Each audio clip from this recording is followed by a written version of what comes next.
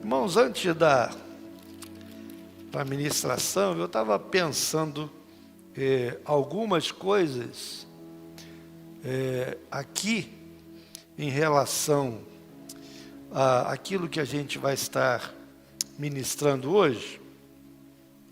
E eu estava ali pensando, fazendo uma comparação, né? Nós temos várias pessoas aqui que já são formados, já fizeram faculdade, passaram pela universidade, outros estão estudando, e outros não passaram pela faculdade, mas passaram pelo colégio, né? E todos nós passamos pelas bancas do colégio, da faculdade, para estudarmos e aprendermos. Eu fico pensando que às vezes nós viemos para a igreja e esquecemos que nós temos um propósito ao vir aqui. Além de cultuar a Deus, além de adorar a Deus, nós viemos ouvir a voz de Deus. Nós viemos ouvir aquilo que Deus quer falar ao nosso coração. Então a gente não está aqui apenas para fazer uma horazinha, ficar aqui até as 9 e tal, um compromisso. Não, há muito mais do que isso, né? Esse é o momento que Deus quer falar conosco. E Ele quer nos ensinar.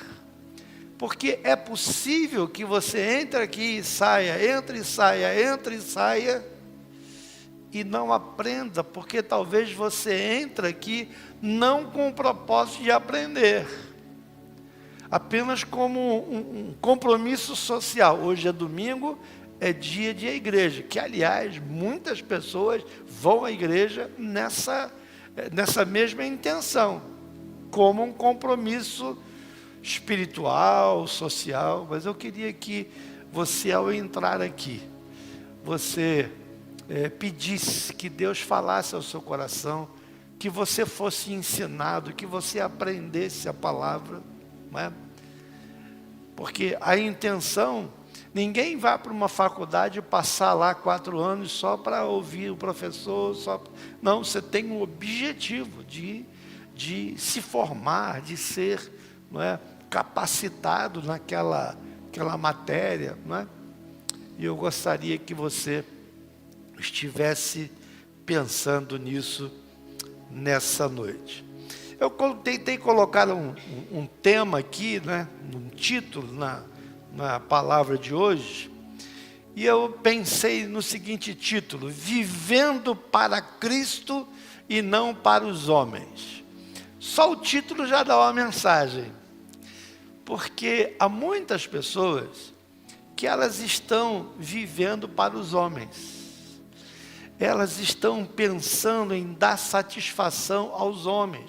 Quando eu digo homem, não é só homem, o sexo masculino, mas pessoas da sociedade, para a mãe, para o pai, para o esposo, para a esposa, para o filho, para a avó, para o vô, não é? O que a minha esposa, meu pai, minha mãe, meus filhos, o que eles vão falar de mim? O que os meus colegas de trabalho vão falar de mim? O que os colegas da faculdade vão falar de mim, né? E há muitas pessoas que vivem em função dos homens, daquilo que é a opinião dos homens. Por isso que eu pensei nessa noite em colocar esse título: Vivendo para Cristo, para agradar a Cristo e não para agradar aos homens. A pergunta que eu lhe faço: você vive para agradar ao Senhor ou agradar aos homens? Qual é a resposta que você tem individualmente para você mesmo a essa pergunta, né? Partindo desse princípio, a partir aí do verso 11, e eu queria que a gente pensasse um pouco aí do verso 11 ao verso 13, algumas coisas que Paulo vai nos ensinar aqui. O primeiro lugar é o temor a Deus. E aí dos versículos 11 ao verso 13, de 2 Coríntios, capítulo 5. O que é temer a Deus? O que significa? Temer a Deus significa uma profunda reverência por Deus. Temer a Deus não tem nada a ver com ter medo de Deus, né? Ter medo é uma coisa, temer a Deus é reverência, é respeito, é olhar a Ele como alguém que me ama, como alguém que me criou e tem um propósito da minha vida e é a pessoa mais importante da minha vida. É aquela que me colocou no mundo. É claro que Ele usou meu pai e a minha mãe, mas foi Ele que me deu vida.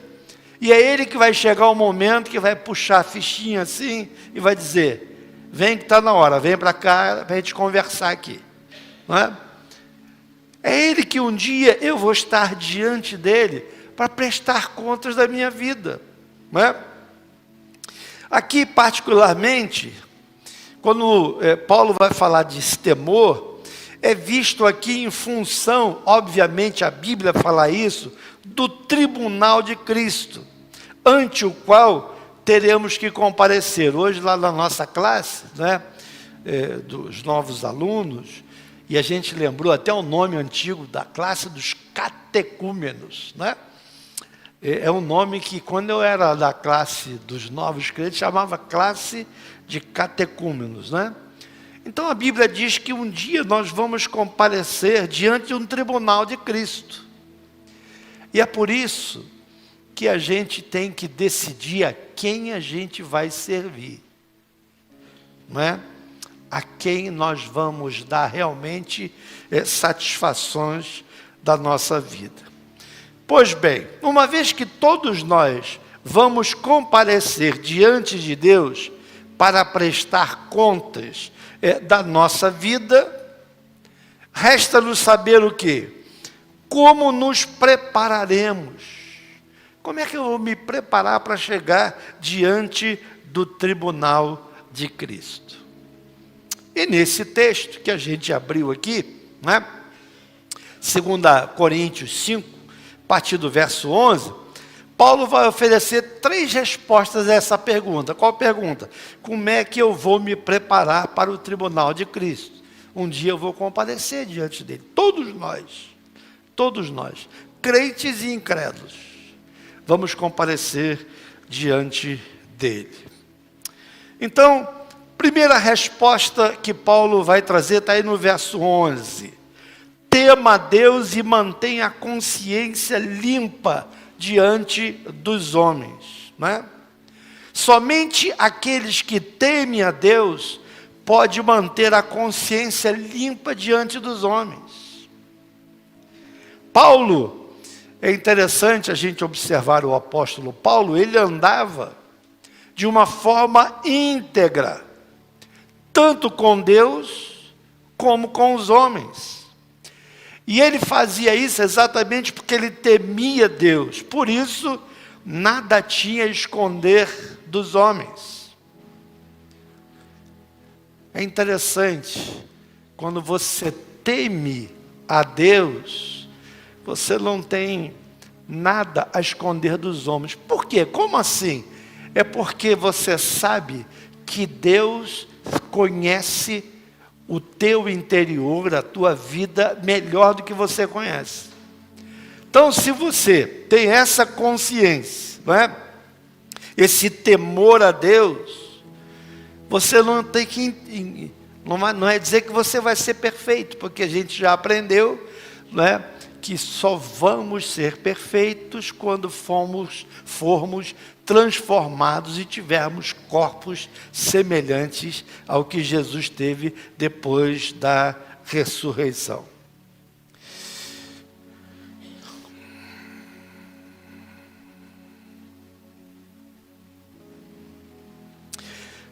Uma outra coisa no verso 12, lembra que o nosso título é Vivendo para Cristo e não para os homens.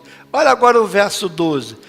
Não dependa dos elogios dos homens, mas seja exemplos para eles. Seja exemplo para eles. Há muitas pessoas que elas vivem de elogio. E se elas não forem elogiadas, elas têm uma dificuldade tremenda com isso. E Paulo, então, diferente dos seus opositores, ele diz isso claramente aqui, ele não dependia de recomendação de homens, nem de elogios para estar no ministério. Ao contrário, o apóstolo Paulo vivia de tal maneira que podia ser exemplo para todos.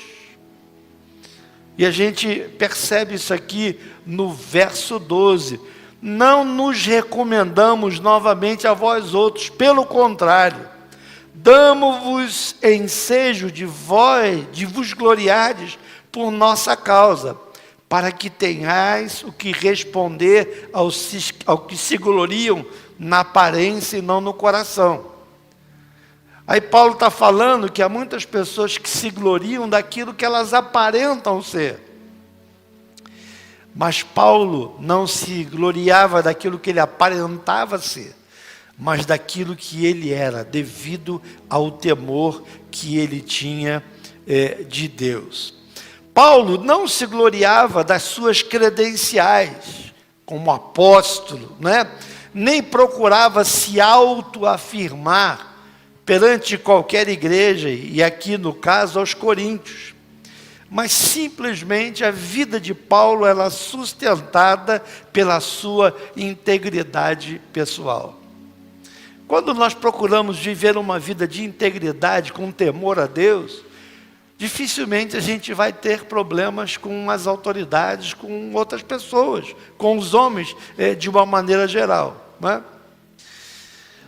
Paulo aqui, ele está nos dizendo que os oponentes dele, aquelas pessoas que se levantavam contra ele, sempre tem as pessoas que se levantam contra o teu ministério, contra aquilo que você está fazendo para o Senhor, e os oponentes de Paulo, o que eles valorizavam?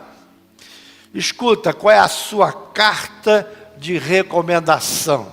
Quem recomenda você? Qual foi o apóstolo, qual foi o bispo que recomendou você? Essa era uma coisa que os opositores dele tinham muito cuidado. Segundo, a eloquência. Você é um cara eloquente, bem letrado.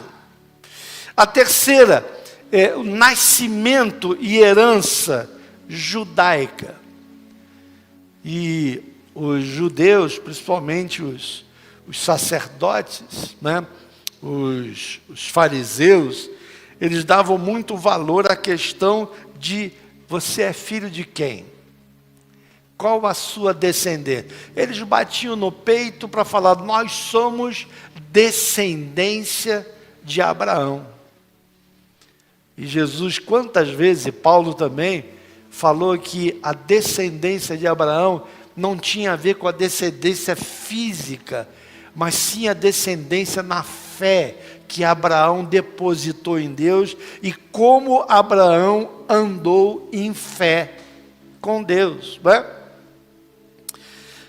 Uma outra coisa que os oponentes de Paulo, e aqui no verso 1 do capítulo 12, eu não dei as referências aqui, também eles se preocupavam muito com realização de milagres. Bom, se alguém realizava milagres, então esse é alguém de Deus. Não há coisa mais absurda e lógica do que isso. Como assim, pastor? A pessoa que realiza milagres não tem que ser de Deus? Necessariamente não. Como assim?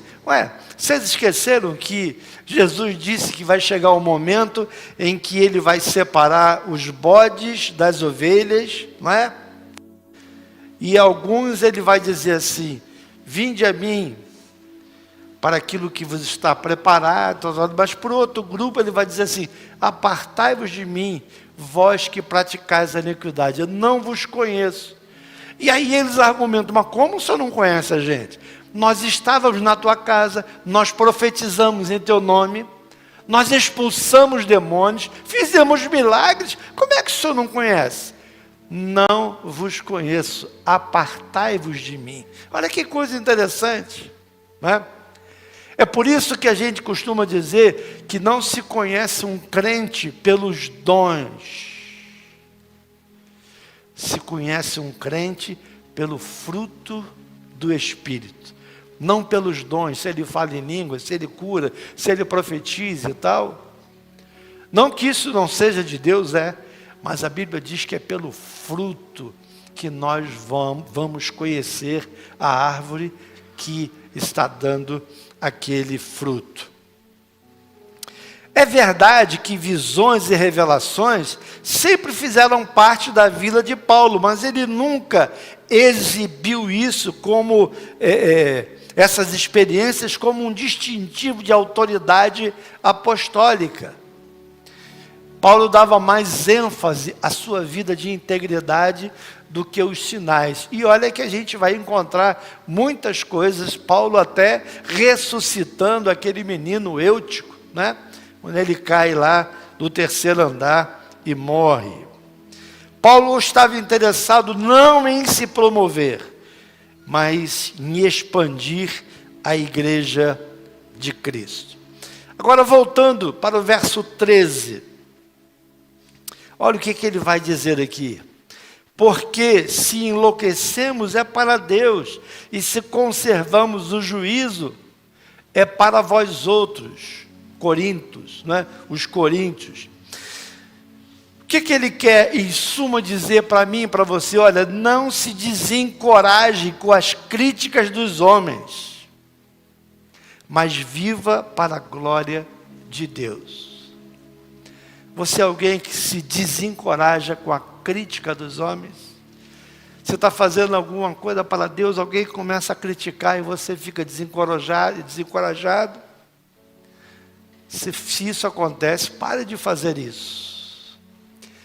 Passe a viver para a glória dele, e você sabe que aquilo que você faz, você não faz para homens, mas você faz para aquele que te chamou, para aquele que te arregimentou.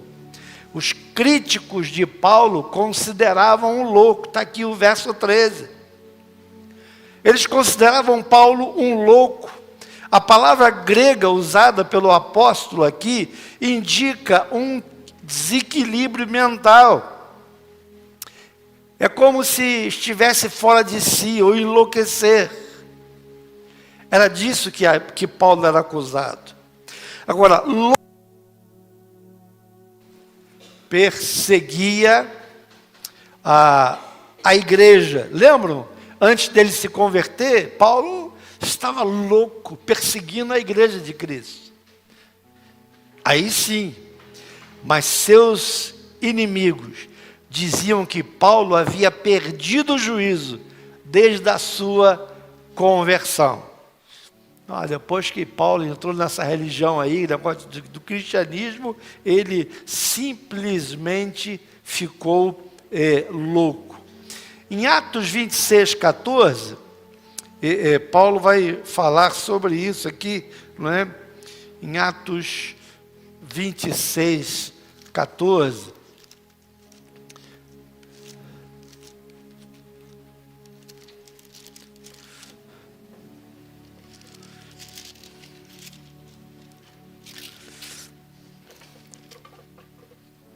Acharam aí? Aqui já está? Ah, está aqui. Ó. Acho que eu vou pegar aqui o que é mais fácil. Atos 27, 14. E caindo todos nós por terra, ouvi uma voz que me falava em língua hebraica: Saulo, Saulo, por que me persegues? Dura coisa é recalcitrares contra os aguilhões. Né? A loucura de Paulo em deixar tudo para servir a Cristo consistia em uma profunda lucidez. Talvez alguém na faculdade, da universidade, no seu local de trabalho, alguém chame você de louco. por crer no Evangelho, por crer nessas coisas que as pessoas hoje, elas não creem, né? Elas não creem. A loucura de Paulo em deixar tudo para servir ao Senhor sempre se constituiu em profunda lucidez. Paulo chegou a dizer assim, que para nós, para os que se perdem, o Evangelho é loucura, mas para nós que somos salvos, o Evangelho é poder de Deus. Segundo lugar, agora dos versos 14 a 17, Paulo vai falar do amor de Cristo, a razão dele realizar tantas coisas, não é? O fator determinante que motivou Paulo a abraçar o ministério da nova aliança foi o amor de Cristo. O amor de Cristo constrangiu, motivou, empurrou a entregar-se ao ministério da reconciliação. O que é isso, pastor? O amor de Paulo nos constrange. O amor de Paulo não, o amor de Cristo constrangiu a Paulo e deve constranger a mim e a você. Por que nós precisamos sentir esse constrangimento? Porque quando você olha o Deus Criador do céu, da terra, do mar, do universo, do sol, das estrelas, o Deus Criador de todas essas coisas, a Bíblia diz que ele se esvazia, se torna um bebê, é gerado pelo Espírito Santo no ventre de uma mulher, Maria, e aí nasce e se torna humano. Vive entre nós 33 anos e depois morre numa cruz do Calvário. O Deus Criador, o Deus da vida, dá a sua vida e morre. Se isso não lhe constrange a viver para Ele, nada mais vai lhe constranger.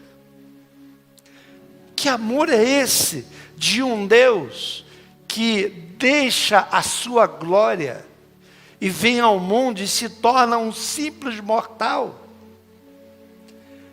para reconciliar o homem que havia quebrado a sua comunhão com Deus a partir de Adão e Eva no jardim do Éden.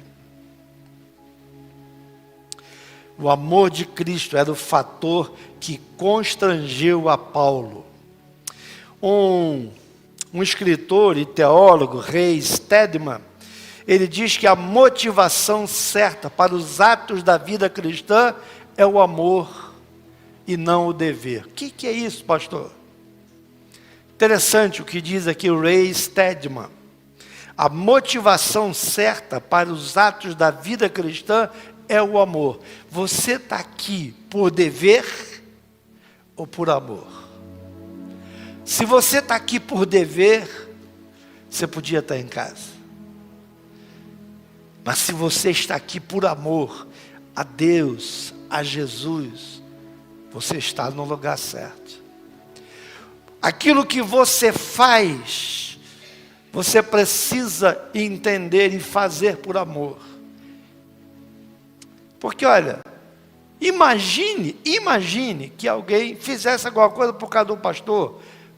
Pode ser eu, pode ser outro, por causa de alguém líder da igreja. Não há valor nenhum. Porque nós somos mortais e tão pecadores quanto você.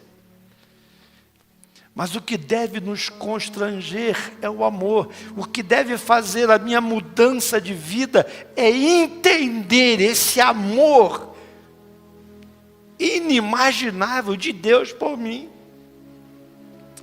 E era isso que fazia o apóstolo Paulo parar tudo.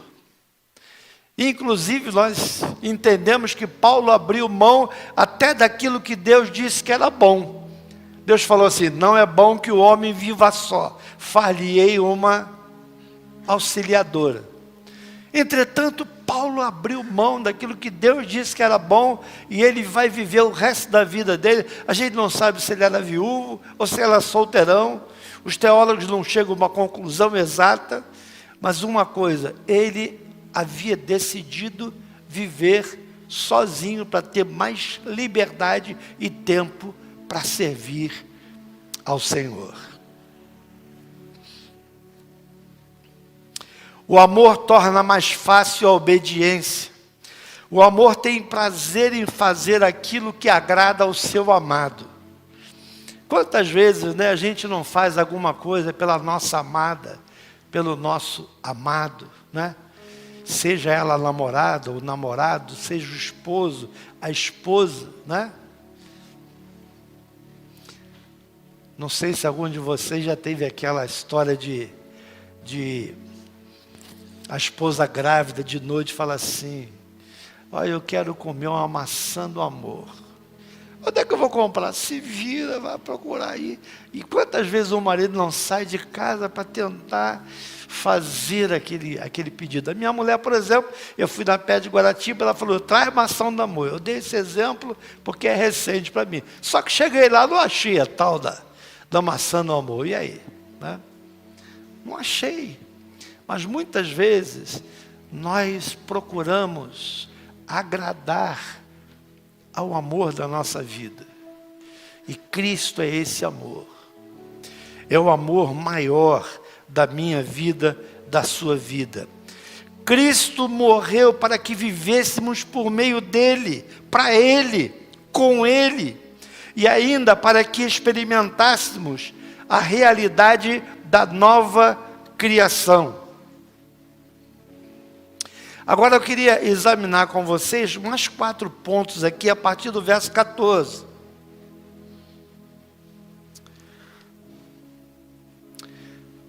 Paulo vai dizer no verso 14 que Cristo morreu para que vivêssemos por meio dele. O que isso significa? Que a morte de Cristo é a nossa vida. Ele morreu a nossa morte para que vivêssemos a sua vida. Queridos, a Bíblia diz que nós estávamos mortos em nossos delitos e pecado. O nosso destino era o inferno, era a destruição. E morto é alguém que não se salva. Você já viu um morto se salvar de afogamento? Você já viu um morto reclamar da mortalha, dizer que está calor dentro do caixão? Morto não reclama de nada, é morto. Ele não pode fazer mais nada. E a Bíblia diz que espiritualmente era essa a situação que nós estávamos. E aí, ele morre a nossa morte na cruz. E agora, nós não estamos mais mortos. O pecado que dominava a nossa vida não domina mais. E agora nós fomos chamados para viver a vida de Cristo. A vida de Cristo. Isso se chama salvação. Ao morrer por todos, Jesus agiu como nosso representante. Quando ele morreu, nós todos estávamos ali naquela cruz. Assim também como o pecado de Adão, lembram? A gente já estudou isso tantas vezes, o pecado de Adão, lá no jardim do Éden. Quando eles pecaram, o pecado deles se tornou o pecado de toda a humanidade, de toda a posteridade. Eu nasci pecador, você já nasceu pecador por causa de Adão, nossos primeiros pais, Adão e Eva. Mas a morte de Cristo tornou-se a morte de todos os que creem nele. De todos os que creem nele. Se você depositou a sua fé na morte de Cristo, você pode viver a vida dele. Agora preste atenção nisso aqui. Isso aqui é muito importante. Que Cristo morreu na cruz do Calvário, isso é um fato. É um fato. Mas que ele morreu por todos é evangelho. Como é que nós podemos explicar esses dois termos? Por e todos. Por e todos. Essa preposição grega, hiper, que traduzida quer dizer por, em relação à morte de Cristo, significa que Ele nos substituiu. Ele nos substituiu. Então, Jesus é tanto o nosso representante, como o nosso substituto. Agora, a palavra que vem depois, a palavra todos, ela não pode significar todos indistintamente. Qual seria o problema? Se isso acontecesse, todos seriam salvos. A salvação de todos seria chamado de universalismo. O que é universalismo, pastor? Quer dizer que Jesus morreu na cruz por todos, então todos estão salvos. Não é assim que funciona. E o universalismo, a salvação como universal, é uma falácia. Pastor, então como é que acontece? Só aqueles que depositam a fé em Cristo, no sacrifício dele, e se aproximam da morte de Cristo, é que estão incluídos nesses todos. Dá um exemplo rapidinho para você pensar. Tinham 2 ladrões na cruz. Tinham 2 ladrões. Um começou a blasfemar. Jesus, tu não é Deus, tu não é filho de Deus. Desce e tira a gente daqui, para a gente continuar vivendo. O outro repreendeu o seu colega e diz, rapaz, nem nesse momento você respeita Jesus. E diz para Jesus, Senhor, lembra-te de mim quando entrares no teu reino. Aí Jesus tinha 2 ladrões. Para esse ele diz, olha, hoje mesmo estarás comigo no paraíso. Vejam, 2 homens diferentes no mesmo momento, fizeram escolhas diferentes. A nossa vida é feita de escolhas.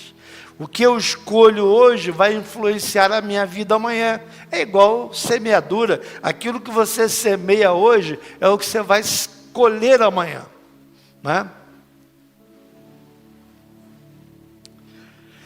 Cristo morreu, verso 15, para que nós vivêssemos para Ele. Porque Cristo morreu por nós, agora eu e você precisamos, devemos viver para Ele. Sabe como é que se chama isso? Serviço. Servir aquele que morreu por mim, aquele que deu a vida por mim. Aquele que me constrangeu. Como é que alguém pode me amar tanto desse jeito, a ponto de sair da sua glória, de todo o seu poder, o Deus Criador do universo, se transformar num bebê, viver entre nós e depois morrer naquela cruz? O Salvador, Ele não morreu por nós para que vivêssemos uma vida egoísta e centrada em nós mesmos. Mas Ele morreu para que nós vivamos para Ele. O grande problema hoje dos homens é que eles querem viver para si. Vocês já viram essa expressão? Eu sou dono do meu nariz, eu faço o que eu quero. Já ouviram isso? Não é? As pessoas querem viver para si, elas querem governar a sua própria vida. Obviamente, não servimos a Cristo para sermos salvos. Pastor, então eu vou servir a Cristo para ser salvo? Não, porque a Bíblia diz que nós somos salvos pela graça. Você vai servir a Cristo porque você foi salvo. A partir do momento que você creu, depositou a tua fé no sacrifício de Jesus, a palavra diz que nós então somos salvos. E aí, porque eu sou salvo, eu vou servir ao Senhor com o meu serviço. As nossas boas obras não são a causa da nossa salvação. Elas são apenas consequência. Não é o que você faz que te salva. O que te salva foi o que Jesus fez. O que você faz é servir a Ele. É serviço. E você presta porque primeiro Ele te amou. Primeiro Ele morreu por você. Cristo morreu para que vivêssemos com Ele. É isso que nós precisamos entender. Ser crente não é apenas frequentar uma igreja, frequentar as reuniões, não é frequentar lá aquela reunião gostosa de sexta-feira, depois teve lá um comes e bebe, tivemos um campeonato até de sinuca. Isso é muito gostoso, mas o Evangelho não é isso, ou não é só isso. Ele é muito mais do que isso, né?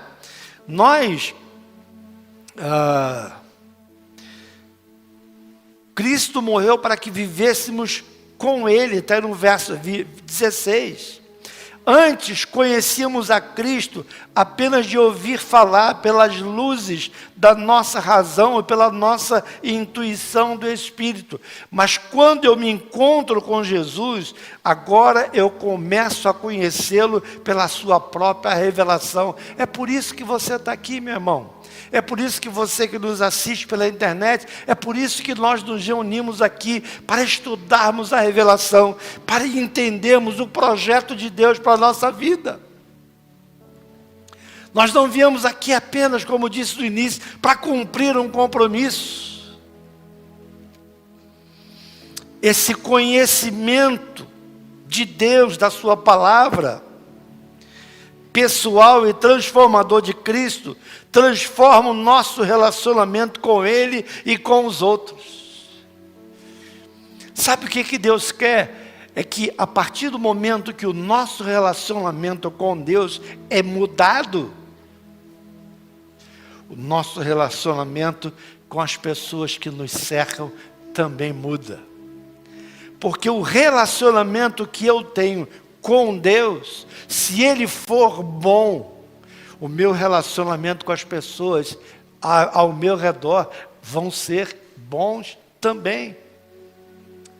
Mas se eu não tenho um bom relacionamento com Deus, eu nunca vou ter um bom relacionamento com as pessoas com as quais eu vivo ou com as quais eu convivo, não é? O apóstolo admite haver um tempo quando tudo ele sabia sobre Cristo, e era o que os outros homens diziam a seu respeito. Há muitas pessoas que sabem de Cristo de ouvir dizer. Aliás, Jó tem essa experiência, né? Jó, antes de tudo que ele passou, ele mesmo diz assim: eu te conhecia de ouvir falar.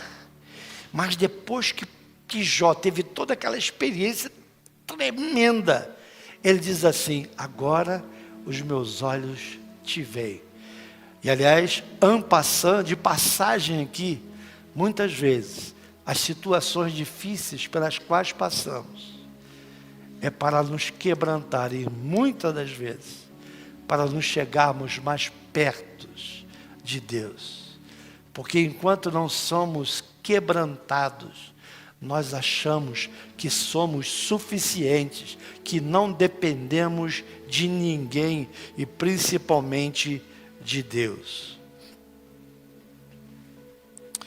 Quando Paulo teve um encontro com Cristo, toda a sua expectativa de vida mudou. Coisas que antes haviam considerado importantes, agora ele se despede delas. Por favor, coloca para nós aí Filipenses 3, versos de 4 a 8. Beatriz, por favor. Filipenses 3, de 4 a 8. Olha o que Paulo vai dizer aqui, ó. Bem que eu poderia confiar também na carne. Se qualquer outro pensa que pode confiar na carne, ainda eu mais. Circuncidado ao 8º dia da linhagem de Israel, da tribo de Benjamim, hebreu de hebreus, quanto à lei fariseu, quanto ao zelo perseguidor da igreja, quanto à justiça que há na lei irrepreensível, né? Mas o que para mim era lucro, isso considerei perda por causa de Cristo Jesus. Tudo aquilo que para Paulo era valioso, quando ele se encontra com Jesus, perde todo o valor, todo o encanto.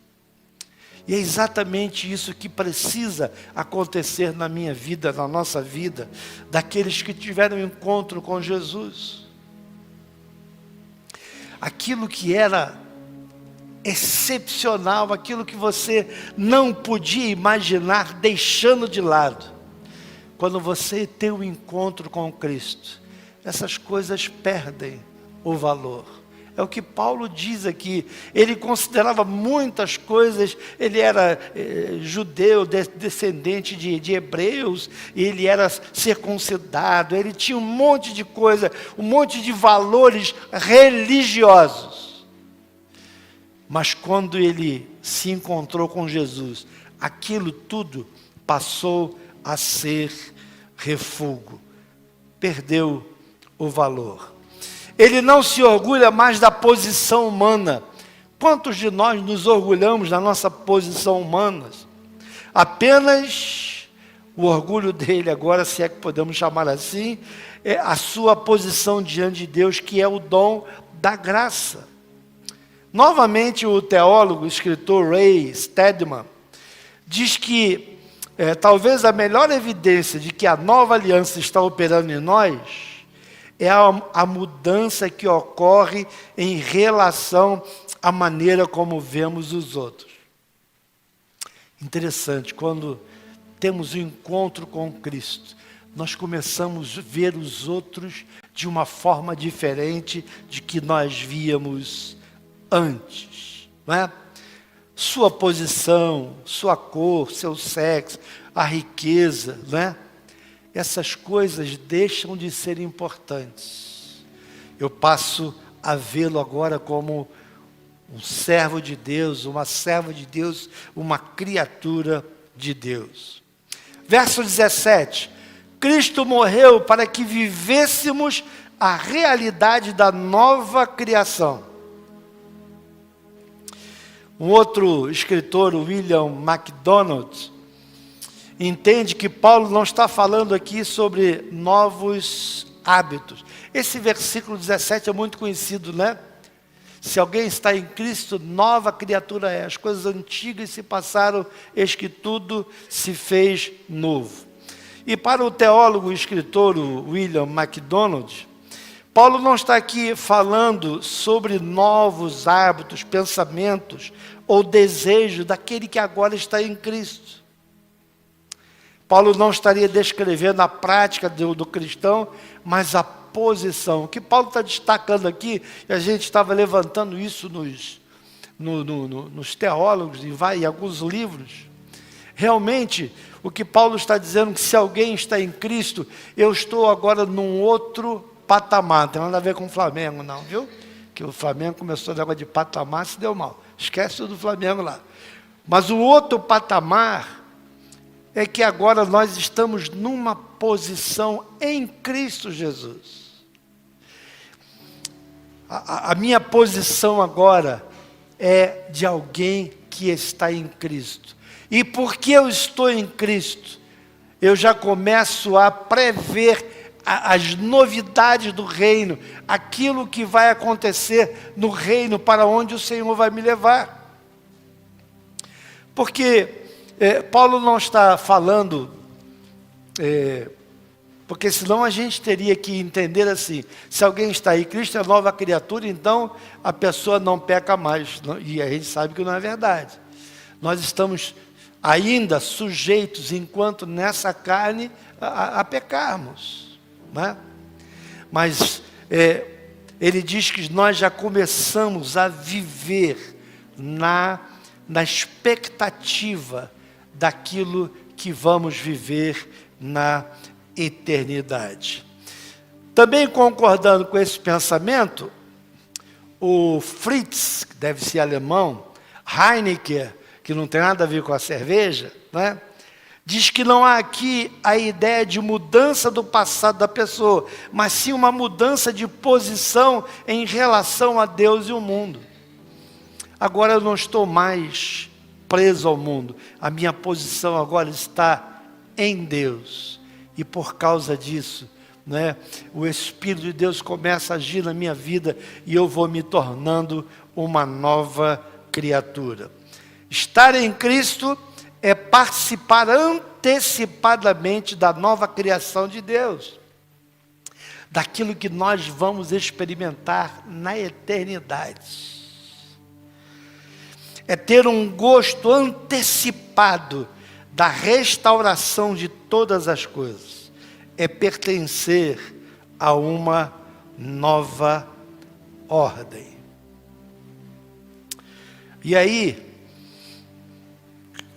o tempo não vai dar, eu vou encerrar aqui, mas eu só queria citar um texto escrito também pelo apóstolo Paulo, lá em Efésios, no capítulo 4, de 25 a 32, que é uma das características de quando você se torna uma nova criatura, de quando você agora está em Cristo Jesus, quando você agora não está mais preso ao príncipe desse mundo. E aí, Paulo vai dizer aqui, ó, por isso, a primeira coisa, deixai a mentira e falai a verdade, cada um com o seu próximo, porque somos membros um dos outros. Primeira coisa, a mentira não deve mais ser algo que seja usada ou usado por um verdadeiro homem ou mulher de Deus. Segundo, irai-vos e não pequeis. Não se põe o sol sobre a vossa ira, não deis lugar ao diabo. Há pessoas que se iram, que brigam e que passam o sol, noite, sol, anoiteceu, amanheceu, e aquela ira continua. E Paulo está dizendo, não se ponha o sol sobre a vossa ira. Não dá para entender como é que um cristão... Olha só, Paulo diz que como nós ainda estamos nessa carne, a gente pode se irar, se aborrecer. Mas isso tem um limite. E o limite que Paulo diz, olha, não se põe o sol. Não deixe que essa coisa permaneça. Porque isso vai acabar virando amargura. Depois, ele diz assim, ó, aquele que furtava, não furte mais, antes agora trabalhe fazendo com as mãos o que é bom, para que tenha o que repartir com o que tiver necessidade. Uma outra coisa que precisa mudar na nossa vida, não saia da vossa boca nenhuma palavra torpe. Não dá para entender alguém que nasceu de novo, continuar usando palavrões, palavras torpes. Porque com elas você vai entristecer o Espírito Santo que habita agora em você. Mas só o que for boa para promover a edificação, para que dê graça aos que ouvem. E não entristeçais ao Espírito Santo de Deus que habita agora em você, no quais estáis selados para o dia da redenção. Agora o que Paulo diz aqui? Olha, toda amargura, ira, cólera, gritaria, blasfêmia e toda malícia, Paulo diz assim, seja tirado dentre vós. Antes, sedes uns para com os outros, benignos, misericordiosos, perdoando-vos uns aos outros, como também Deus vos perdoou em Cristo Jesus. E eu queria encerrar aqui dizendo que é assim que nós devemos viver. É para isso que nós viemos aqui nessa noite, para aprender essas verdades. É por isso que a igreja existe. É por isso que a palavra de Deus foi revelada, para nos ensinar. E nós precisamos, ao vir a esse lugar, seja no domingo de manhã, domingo à noite, nas terças, nos grupos, nas quintas, enfim, nós precisamos fazer essa oração. Senhor, fala comigo. quero aprender a tua palavra. E eu não quero ser só ouvinte. Eu quero praticar a palavra. Porque senão, é como se você ficasse 6 anos numa faculdade de Direito e saísse de lá torto. Não saísse direito de lá. Você não se formasse, né? Por isso que eu usei a palavra torto, direito, torto. Se nós estamos nesse caminho, nós precisamos desenvolver, nós precisamos crescer. Nós precisamos pedir, Pai, nos ensina que eu possa viver como homem e mulher de Deus. Transforma a minha vida. Eu quero ser bênção na vida da minha família, na vida dos meus amigos, no meio daquelas pessoas que me conhecem. Eu quero testemunhar.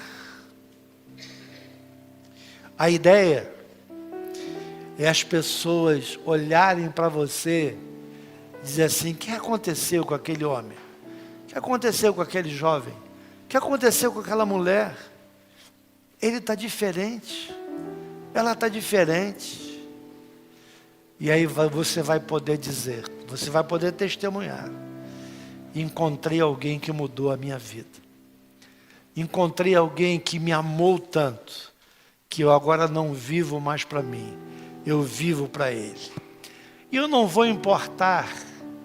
E eu lembro quantas vezes, ao falar, quando eu estudava, que eu era crente, tantas vezes, a gente foi zoado, como diz hoje. Naquela época dizia-se outra coisa. E às vezes nós nos incomodamos por causa disso. Lembra como é que nós começamos essa palavra?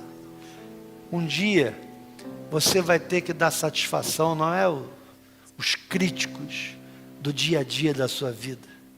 Um dia eu e você vamos comparecer diante daquele que morreu na cruz. Não mais agora com o semblante ensanguentado, mas agora semelhante àquilo que João viu lá em Apocalipse, o Cristo glorificado. João diz que olha para o seu rosto e não consegue ver, porque o seu rosto era como o brilho do sol ao meio-dia. Você já tentou olhar para o sol ao meio-dia, quando ele está rachando? Essa foi a visão que João teve.